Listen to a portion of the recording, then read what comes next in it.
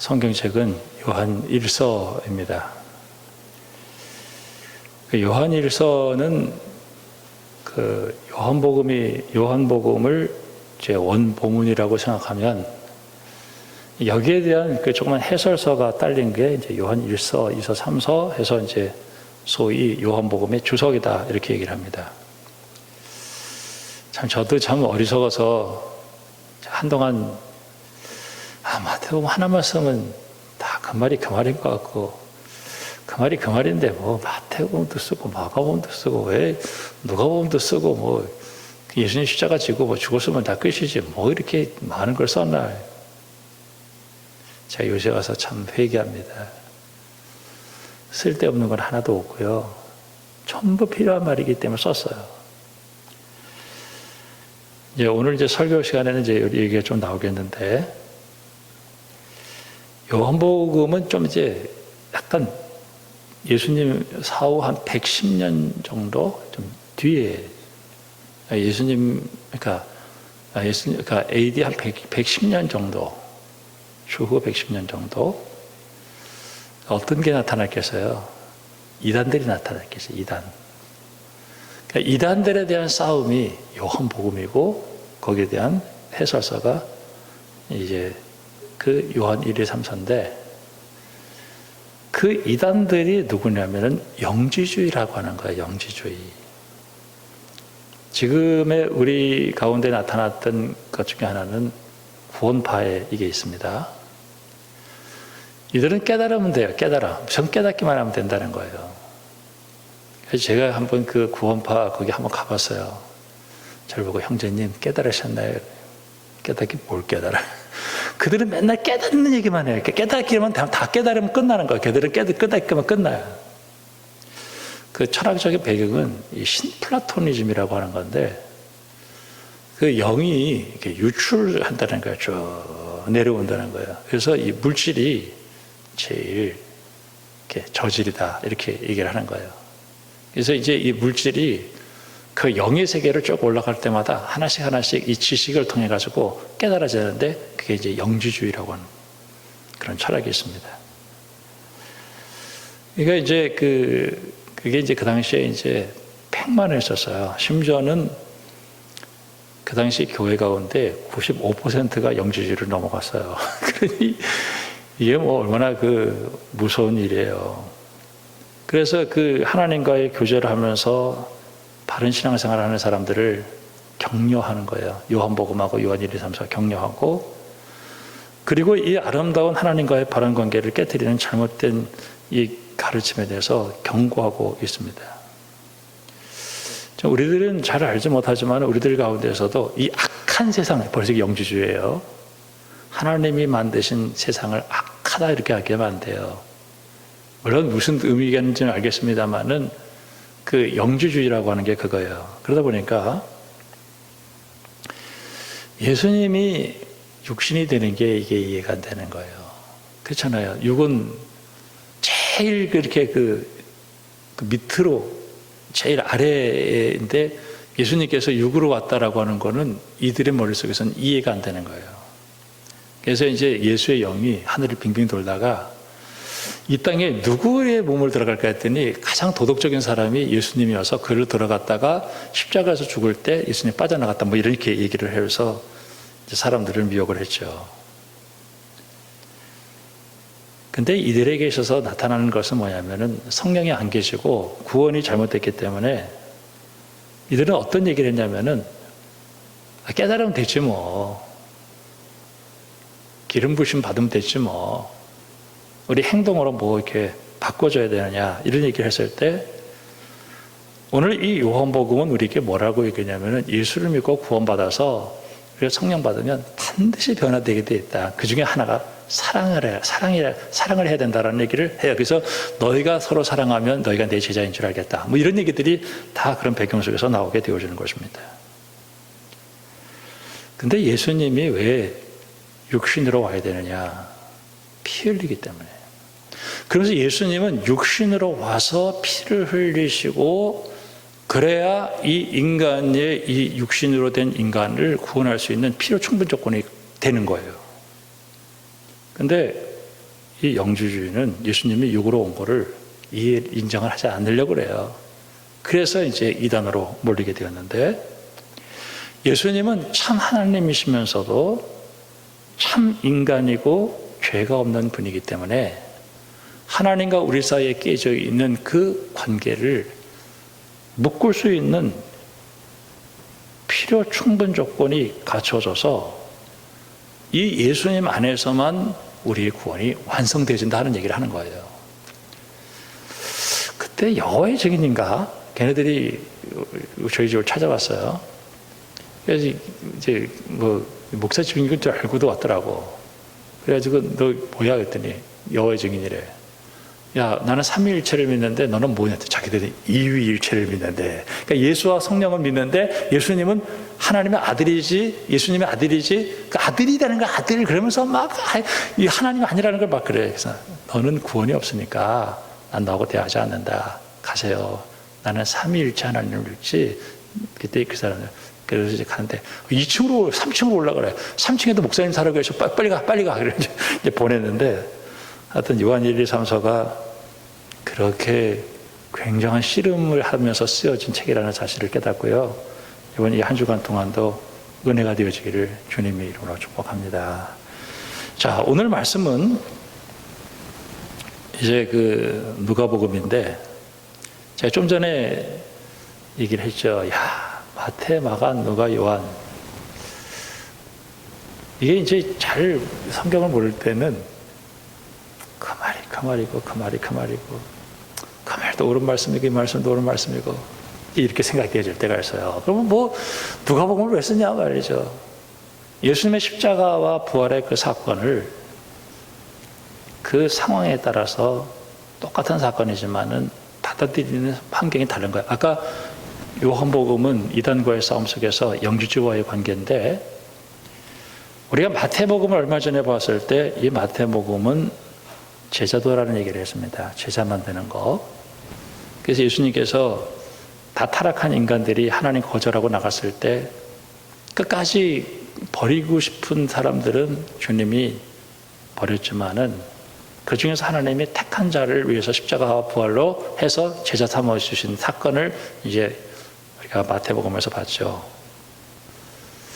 마가복음을 보면은 예수님이 십자가를 통해서 고난받으시고 구원받았는데 제자들은 그 고난을 모르고 맨날 싸우는 거야. 누가 크냐, 누가 작으냐, 맨날 싸우니까 예수님께서 이게 답답하다 하면서 이제 그 고난을 당하지 않으려고 하는 사람들에 대해서 경고하는 게 이제 이게 마가복음이고요.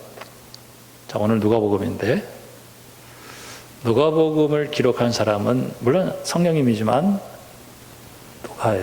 누가는 누구냐면 사도 바울의 제자고, 예수님의 제자는 아니에요. 사도 바울의 제자고, 그 다음에 의사의 의사. 그러니까 의사는 병을 치료하니까 가난한 사람들, 여자들, 소외된 사람들, 이런 사람들에 대한 이 남다른 그 사랑이 있었어요. 근데 가난한 사람들을 도와주려면 뭐가 필요하죠? 돈이 필요하잖아요.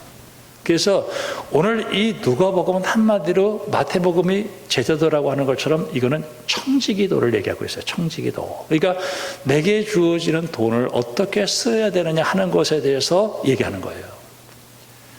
저는 요새 제가 올해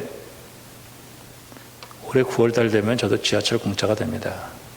제 나이가 어떻게 되는지 아시겠죠? 지하철 공짜가 되는데 새삼스럽게 목사도 되고 오래됐지만 내 자신에 대해서 생각을 해보는 거예요. 어느 분이 우리 교단에서 아주 제일 큰 교회예요. 근데 그 교회에 무슨 아들 세습 이런 거 막 해가지고 대물림 이런 얘기가 아주 복잡했어요. 그때 거기 목사님이 어떤 누구도 나한테 와서 잘못됐습니다라고 얘기를 하지 않았다는 거예요. 다 주변에는 자기에게 좋은 얘기만 들었다를. 제가 그 얘기를 듣고 나서 누군가가 나한테 와서 얘기해 줄 때는 이미 늦은 때예요. 제가 목사인데 목사님 구원 받으셨어요? 감히 얘기 안 하죠. 목사님 구원 받으셨어요? 목사님 하나님 아세요? 이렇게 얘기 안 하죠. 그럼 어떻게 해야 돼? 내 스스로 알아차려야지. 내가 정말 구원받은 사람인가? 내 안에 지금 하나님 살아계신가? 하나님 나와 동행하여. 이건 내가 알아요. 누구든지 얘기 안 해줘요. 부인도 안 하고 자식도 안 하고 다 안 해요. 내가 나를 알아요. 그러니까 요새 그런 생각을 참 많이 하면서 야, 예수님이 십자가를 지시고 부활하셔서 승리하셨는데 그 예수님이 내 속에 있는가? 저는 오늘 이 누가복음을 보면서 다시 한번 나 자신을 생각을 하고 싶었어요. 자, 예수님께서 오늘 예루살렘을 향해서 가십니다. 28절. 근데 예루살렘은 어떻게 올라가야 되냐면은 스가랴에 있는 말씀처럼 작은 나귀 새끼를 타야 돼요. 나귀 새끼가 없어. 그러니까 예수님께서 제자들에게 뭐라고 이러냐면은 맞은편 마을로 한번 가볼래? 이랬어요. 거기 가면은 아무도 아직 타보지 않은 나귀 새끼가 매여 있을 거야. 풀어오라. 가니까 진짜 있어요. 진짜 딱 있는 거예요. 예수님 그거 다 아시는 거예요. 이거 어쩌려고 풀어가느냐? 이렇게 묻거든. 주께서 쓰시겠다고 해라. 이렇게 얘기했어요. 그랬더니 그 주인이 진짜 물어보니까 주께서 쓰시겠다고 하라 그랬으니까 그대로 풀어주는 거예요. 여러분 이것을 통해서 뭐를 느낄 수 있어요? 예수님은 하나님이라는 거죠. 마을 저게 뭐가 있고 그 사람과의 대화 다 하고 얘기해주고 그대로 풀고 오는 거예요. 예수님께서 엄청난 기적을 일으키시니까 이제 작은 나귀를 타고 오는데 사람들이 겉옷을 깔고 또 종려나무를 흔들면서 찬송을 하는 거예요. 야, 드디어 다윗 같은 왕이 왔다. 참 정말 우리에게 정말 이 메시아가 왔다. 로마로부터 해방되고 야, 정말 이 정치적이고 군사적인 메시아가 왔다. 이렇게 생각을 했어요. 누가 저에게 이런 얘기를 하더라고요. 그렇게 찬송했던 사람들이 어찌 하루아침에 그렇게 돌변해서 십자가에 죽이라고 하는가 이렇게 물었어요. 그때 이제 바리새인들이 저렇게 하지 못하도록 하라고 막 그랬을 때 저들이 침묵하면 돌들이 외친다라고 얘기하고 41절에 예수님께서 성을 보면 우셔요. 예수님께서 이렇게 우시는 거예요. 슬퍼서. 그러면서 너희들이 평화에 관한 소식을 알았더라면 좋았을 뻔인데 너희들이 알지 못하는구나 하면서 그 성의 멸망을 선언해 버려요. 그리고 이제 성전으로 들어갔었습니다. 성전에 들어가서 예수님께서 그들의 그 믿음을 보니까 만민이 기도하는 집이 어떻게 강도의 소굴이 되느냐 이렇게 얘기한 거예요. 니네들 강도가 됐냐 이렇게 강도. 니네들이 오늘 이 성전에 그 당국자들을 운영하는 사람들이 니네들 강도구나 이렇게 얘기했어요. 기절하겠죠. 감히 누가 이 하나님의 거룩한 성전을 향해서 강도의 소굴이라고 얘기해. 그러면서 예수님께서는 이제는 그 성전에서 진행되어지는 예배를 중단시키는 거예요. 중단이 뭐예요? 거기 장사하는 사람들, 비둘기 파는 사람들 다 뒤집어 엎은 거예요. 그러면 장사하는 사람들은 누가 장사했냐요? 민중들이 장사하는 거예요. 그때 이 백성들이 자기들의 경제적인 문제가 해결되지 않기 때문에 이 당국자 제사장들과 합쳐서 저거 쳐죽이자 이렇게 된 거예요. 이게 그렇게 해서 한순간에 바뀌어지는 거예요. 어느 순간에 그렇게 자기들은 성전에서 뭐 비둘기도 팔고 뭐 이렇게 하면서 장사도 하고 이렇게 살면서 했던데 예수님께서 오셔가지고 다 뒤집어 엎고 중단시켜버리니까 그리고 성전 예배를 중단시켜버리고 그 멸망을 선언해버리니까 대제사장들이 그리고 오늘 이 민중들이 마음을 합쳐서 죽여버리자 이렇게 된 거예요. 죽여버리자. 참 이게 민심이라는 게 이게 순식간에 바뀌어지더라고요. 그래서 이제 예수님께서 그렇게 얘기했을 때 네가 무슨 권위로 했느냐 하는 얘기들을 쭉 하면서 이제 우리가 예전에 다 들었으니까 이제 그냥 쭉 넘어가고요. 자, 우리 14장을 한번 잠깐 가보겠습니다. 14장 15절 말씀에 보면은 큰 주인이 어떤 그 잔치를 베풀었어요. 그리고 야, 우리 잔치에 좀 왔으면 좋겠다. 그랬더니 1차 초청을 했을 때 사람들이 이 잔치에 가겠습니다 했는데 2차 초청을 하니까 사람들이 안 오겠다는 거예요. 나는 밭을 샀다. 19절에 나는 소를 샀다. 시험하러 가야 된다. 나는 장가 갔다. 못 가겠다. 그러니까 잔치는 벌여라는데 사람들이 일제히 안 오는 거예요. 21절에 그 집 주인이 화가 났어요. 빨리 시내 거리와 골목을 다니면서 가난한 자, 몸 불편한 사람, 맹인들, 저는 자를 데리고 와라 그랬어요. 아직도 없습니다. 길과 산울터리를 다니면서 강권하여 데려다 내 집을 쳐요. 제가 이 말씀 보면서 정말 모든 사람들이 하나님의 그 생명의 그 강으로의 초청을 거절했는데 여기에서 누군가를 주님이 강제로 데려다 채운 거예요. 전 제가 예수를 믿은 게 전 내 자신을 볼 때 내가 얼마나 죄인이라는 걸 내가 너무너무 잘 알아요. 난 내가 얼마나 타락한 인간이고 내가 얼마나 하나님의 말씀을 따라 살기를 싫어하는 인간인가를 나는 너무너무 내 자신이 스스로 알아요.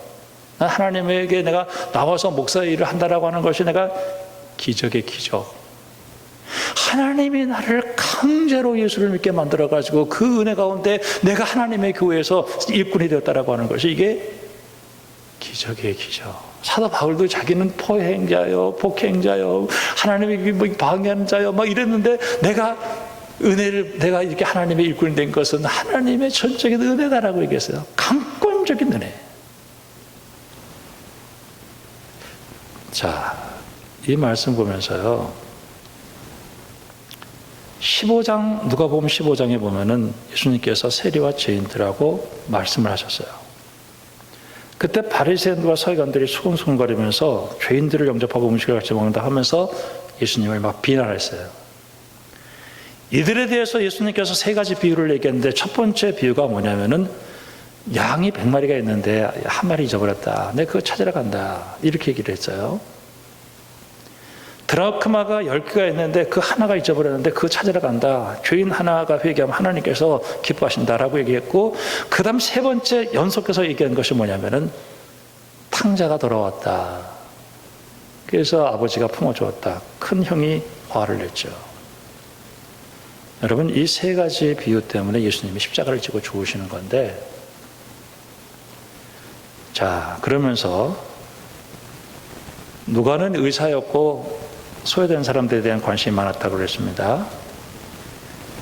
누가복음 16장에 보면은 불의한 청지기가 나와요. 이 사람은 이제 주인이 있는데 예수님께서 하나의 비유를 들어서 얘기하는 거예요. 근데 이 주인 밑에 이 사람이 가장 총무쯤 된 사람이에요. 모든 걸 다 맡겨줬어요. 근데 자기 나름대로는 열심히 했겠죠. 이 사람도 억울한 사람이에요. 다 했는데 어떻게 경제적인 사정이 힘들어서 그러는지 이 주인의 재물에 축인하게 됐어요. 이제 쫓겨나게 생겼구나. 이 사람이 머리를 쓰는 거예요. 그래가지고 그 주인에게 그 빚을 진 사람을 불러다가 너 얼마에 빚 졌냐? 기름 100마리야. 빨리 지워. 50이라고 써. 50. 50이라고 써. 너는 얼마에 빚을 졌냐? 저는 밀 100석을 졌는데 지워. 80을 써. 내가 쫓겨날 때 이 사람들이 나한테 은혜를 입었으니까 내가 갈 길을 예배겠지. 그래서 예수님께서 그걸 보시면서 참 지혜롭다는 거예요. 분명히 공문서 유저요 실수였음에도 불구하고 우리 주님이 그 사람을 칭찬하신 이유는 지혜의 지혜. 아니 세상 사람들도 이렇게 지혜로운데 예수 믿는 사람들이 이렇게 지혜롭지 못하느냐라고 얘기하면서 주님께서 말씀하시는 것이 바로 뭐냐면 물질에 대한 얘기를 하시는 거예요. 그러면서 9절에 불의의 제물로 친구를 사겨라. 그리고 없어질 때 영접할 처소로 예배한다. 그러면서 10절에 지극히 작은 것에 충성된 자는, 여기서 지극히 작은 게 뭐냐면 물질이에요. 제가 이 말씀 보면서 참 이게 목사가 이게 물질 좋아하고 돈 좋아하고 이게 구원받은 목사냐. 그래서 제가 막 부끄럽더라고요.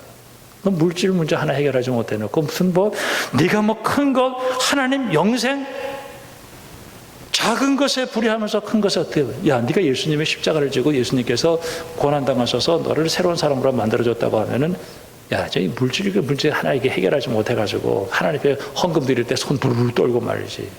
그러면서 무슨 하나님이, 이거는 굉장한 얘기를 하고 있는 거예요. 불의한 재물에 충성하지 못하면서 참된 것을 하겠느냐. 오늘 12절 말씀에 너희가 만일 남의 것에 충성하지 못하면서 누가 너희 것을, 야, 우리가 남의 게 뭐예요? 돈 같은 데 충성하지 못하면서 네가 어떻게 하나님의 것, 그러면서 주님이 두 주인 섬기지 못한다. 오늘 이 누가는 정말 이 땅에 그런 것들을 얘기해요. 그때 이게 딱 하니까 14절 말씀에 뭐라 그래요? 바리새인들은 돈을 좋아하는 자들이야. 이 모든 것을 듣고 비우거라. 그러니까 오늘 예수님께서는 이 돈에 대한 얘기를 구체적으로 하시는 이유가 여기 있다라고 하는 것이죠. 돈을 좋아함으로 비우거늘. 찔렸죠. 확 찔린 거죠. 그러니까 막 마음에 확 온 거죠. 그때 아멘 했어야 되는데, 맞습니다. 나를 좀 변화시켜 주세요. 십자가의 은혜로 내가 세상에서 물질이 하나님인 줄 알고 살았던 나를 변화시켜서 내 하나님 따라가게 해달라고 기도해야 되는데 비우셨단 말이에요. 19절 말씀 보니까 한 부자가 있어요. 허리호식을 하고 잘 살았어요. 근데 그 밑에 집에 나사로라고 하는 거지가 살았어요. 결국은 죽었어요. 부자는 어디 갔어요? 지옥 갔고, 가난한 사람은 날 아브라함 품에 안겼어요. 자, 저는 예수님이 십자가 지시고 부활하신 것을 오늘 우리에게 왜 이러니, 그런데 쭉 그냥 넘어가겠습니다. 19장에 넘어가면서 무슨 얘기가 나오냐면 삭개오라는 사람이 나와요. 삭개오 제가 설교를 했습니다. 삭개오는 되게 착한 사람이었어요. 근데 이 사람이 낙인이 찍힌 거야. 그래가지고 세리장이고, 그래서 이제 낙인이 찍혀가지고, 물론 세리라고 해서 다 나쁜 사람 아닙니까? 이 사람은 원래 좋은 사람이었어요. 그래서 이제 사람들에 끼지도 못하고 키도 작고, 그래서 그 뽕나무 위에 올라갔죠.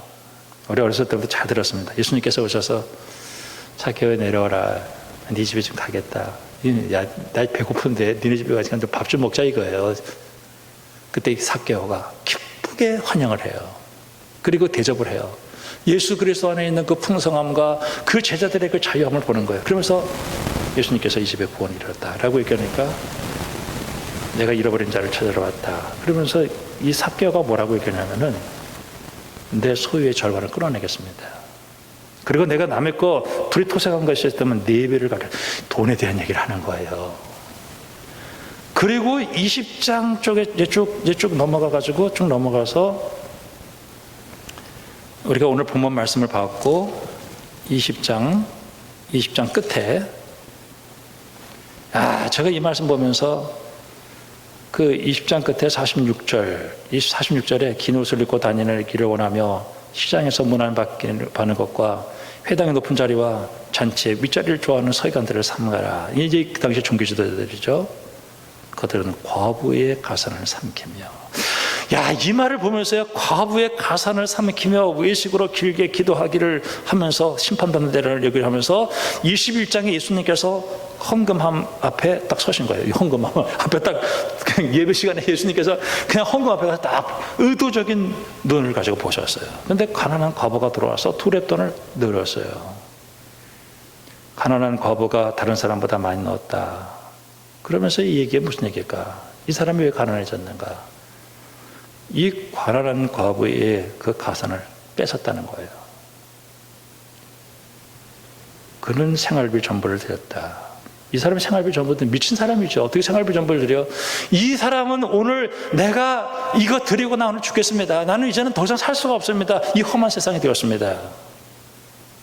오늘 예수님께서 십자가 지시고 부활하신 사건이 오늘 우리가 살아가는 우리들에게 주신 것이 무엇이냐? 마태복음에서는 제자도에 대한 얘기를 했고 마가복음에서는 고난에 대한 얘기를 했을 때 오늘 여기서는 야, 내가 예수 믿고 구원받아서 십자가 지시고 부활하셔서 나를 구원했다고 한다면 내 이 물질 생활 내가 잘해야 되겠구나. 내가 하나님 앞에 헌금 드리고 내가 이웃들에게 베풀며 살아가는데 이게 이루어지지 않으면 내가 구원받은 사람이 아닌가 보다 하는 생각을 하게 되었어요. 그래서 이 누가복음을 보면서 이 청지기도라고 하는 것이 바로 이런 거였구나 하는 것을 보면서 그 다음에 다른 부분은 거의 대동소이하게 쭉 나오고 있습니다. 예수님께서 이제 들어가셔서 가룟유다한테 잡히고, 그리고 억울한 재판을 받으시고, 그리고 베드로가 또 부인하고 겟세마네 동산에 기도하시고, 그리고 십자가를 지셨다가 3일 만에 살아나셨다. 야, 이 사건이 뭘까? 저는 성도들 가운데서 주님의 교회를 위해서 헌금하고 또 베풀고, 어디 가면 밥을 살 때도 밥을 잘 사고, 그 사람 밥을 해서 그렇게 사는 거 아니에요. 그 사람 안에 예수님이 있고 십자가와 구원의 은혜로 그 변화된 삶이 청지기의 삶을 살아가는 것을 보면서 그 사람 어려워요, 힘들어요, 빚도 많아요. 그래도 그렇게 하는 그 이유가 뭘까? 구원받은 증거라는 거예요. 제가 참 이 누가복음을 보면서, 야, 내가 예수 믿고 구원받은 증거가 뭘까?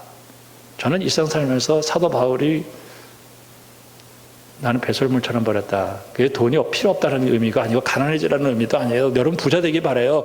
그러나 사도 바울이 얘기하는 것은 내 생명을 구원하시는 분은 예수님이고 성령님이지 이 물질이 나를 구원하지 않는 것이므로 내게 주어지는 이 물질을 가지고 내가 하나님의 선한 사업을 위해서 살아간다라고 하는 그런 의미를 얘기하고 있고, 나를 구원하시는 건 할례도 아니고 무할례도 아니고 십자가에 달리신 예수님밖에 나를 구원하실 분이 없다라는 사실을 얘기하면서 오늘 우리에게 이 얘기를 하고 있는 것입니다. 여러분 물질이 없다고 해가지고 너무 기죽지 마세요. 있을 만큼 있으면 되는 거고. 이재용도 보니까 이번에 뭐 맹장염 걸려가지고 뭐 뭐를 잘라냈다 그러더라고. 그럼 뭐 그 사람은 무슨 뭐 병 안 걸려서 안 죽나요? 돈이 우리를 구원하지 못해요.